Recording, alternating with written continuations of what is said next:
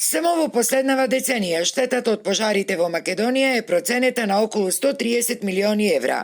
Тоа е огромна сума, која, како нова влада, не принуди итно да се зафатиме со изготвување на системска стратегија за превенирање и заштита од пожари, а на што, како стручен тим, ние веќе и работиме, порача денеска од Македонски брод вице-премиерот Љупчо Димовски.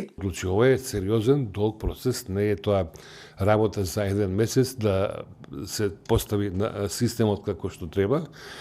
Потребно е, како што кажа, да се направи анализата. Анализата би требало да биде до крајот на годината изготвена, а после тоа да се прави стратегијата. Но, како приоритет за сите нас е тоа да Македонија биде подготвена до некаде април месец, мај месец, за евентуални ризици кои што би можеле да се повторат како што се случи оваа година, оваа лето.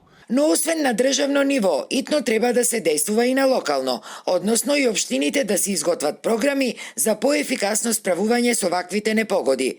А општина Македонски брод, како една од најпогодените општини од пожарите летоска, а каде сериозно беше загрозен и националниот парк Јасен, веќе работи на тоа, уверува градоначалникот Жарко Ристески. Се вмреживме со мисијата Флоријан, така да веќе очекуваме во текот на утрешниот ден добиваме донација противпожарно возило со комплетна опрема за 20 пожарникари, се со единствена и крајна цел да не ни се повтори ова што ни се повтори во текот на ова изминато лето. Во кругот на Јасен се опожарени околу 1500 хектари шума, што е вака голема површина. Ние како јавно предпријатие настојуваме во периодот кој што следи да се спремиме, да бидеме поподготвени, за да интервенираме навремено. Се обидуваме да изнајдеме проекти, да работиме на проекти, за да земеме одредени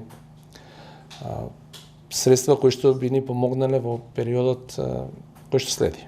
Инаку, вице-премиерот Димовски најави и скора изградба на тренинг центар во Кавадарци за обука на пожарникари-волонтери, бидејќи според него нашиот најголем проблем е малобројноста на стручнооспособени пожарникари.